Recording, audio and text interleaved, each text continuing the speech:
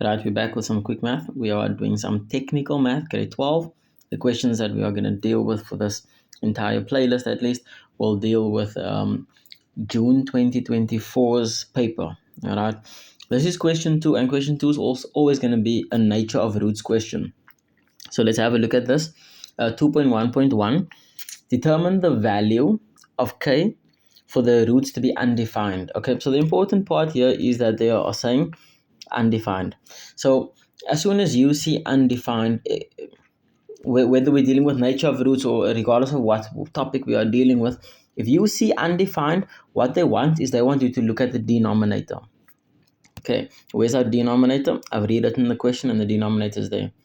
So if you have undefined, you take your denominator and you equate your denominator to 0. So my denominator here is 3k, and I have to say that that is equal to 0. Again, undefined means my denominator is 0.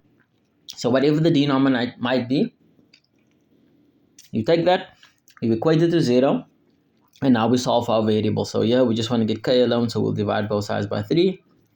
So k is equal to 0. Okay, that was easy enough. What to remember here?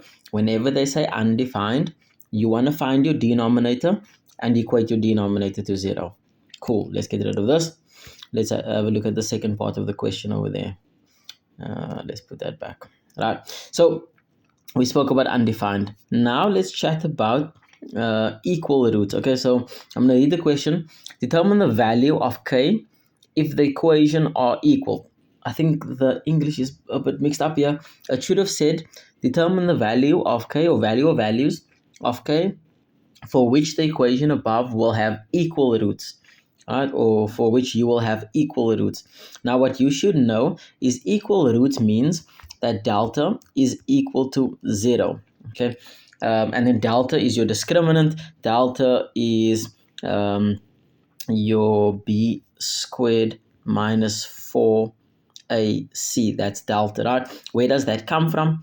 It comes from your x equals minus b plus minus square root of b squared minus 4ac all over 2a.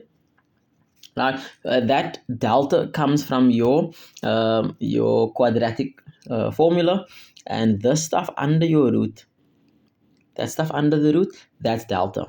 Okay, so that's delta, and if you want equal roots, that means delta is equal to 0.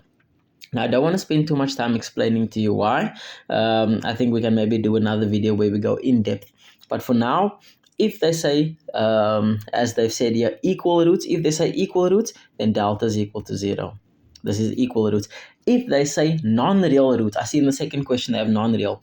If they say non-real, now for us technical guys, we know that non-real numbers are imaginary numbers. And what's an imaginary number? An imaginary number is a negative under the root. So now obviously delta came from the stuff under the root. That's where delta came from. So if we want non-real roots, we need the stuff under the root, which is delta. We need delta to be negative. So that means smaller than 0. So this one over here, equal roots. Equal roots. This one over here, non-real. And then obviously real roots would be 0 and anything bigger than 0. Okay, but anyways, so let's just go back to the question we have, and they want us to know right, our expression over here, which is this one, our equation. What must the k value be for you to have equal roots? So we're going to look at this thing under the root, and we're going to take that and equate that to 0. Okay, so we're going to take the thing under the root. Under the root was our 5 minus, was it 4k? Yes, it was 5 minus 4k, and we're going to equate this to 0. Why? Because for us to have equal roots, the stuff under the square root has to equal to a 0. And now it's a matter of solving for k. So I'm going to add this on both sides. So I will have positive 5 is equal to positive 4k, and divide both sides with my 4 to get rid of that. And then I have k is equal to 5 over 4. Okay, again, let's go back to the question. When they say undefined, it doesn't matter even if it's nature of roots or not. If they say undefined, You look for the denominator, equate the denominator to 0. If we're talking about roots and they say equal roots, what you want is you want delta. What is delta? The stuff under the root. You want delta to equal 0. That's equal roots. Okay. Let's do the last part of the question as well. Determine the value, the numerical value of p for which this equation will have non-real roots. Okay. So earlier we spoke about it and we said non-real roots. Let me highlight it here.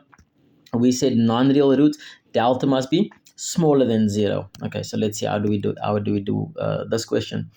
So the equation we have is this one. Let's rewrite that. X squared minus 10x, x squared minus 10x. Was it a plus b there? Plus b is equal to 0, plus p, and all of this equals 0. And what did we want? We wanted non-real roots. So we need to find delta. And once we have delta, we said delta has to be smaller than 0. Non-real, negative under the root. Okay. So now what is delta? Delta is going to be, we do have it somewhere on our page. Let's go double check quickly over here. The stuff under the root. So b squared minus 4ac. So what is delta? Delta is b squared minus 4ac, and that's delta. So that's delta. So delta needs to be smaller than 0. Right, what is the b value? Right, let's highlight for us here. B is this x term, a is the coefficient of x squared, and c is the constant there at the back. Right, let's do the substitutions. So b squared is minus 10, and this needs to get squared. Minus 4a is the 1, and c is our p. And all of this has to be smaller than 0. Why smaller than 0 again? Because if you're dealing with non-real roots, delta has to be negative. Negative is smaller than 0. There is some simplification. So 100, well, minus 10 squared is going to give us 100. Minus 4 times 1 is still 4. So it's going to be 4p, and this has to be smaller than 0. Let's add this on both sides. So we will have 100 is smaller than positive 4p. Divide both sides with your 4. So then we have p is greater than 100 divided by 4 is still 25. We like to have our, that answer is sufficient, but we like to have our variable on the left hand side. So we'll say p is greater than our 25. And that was question 2.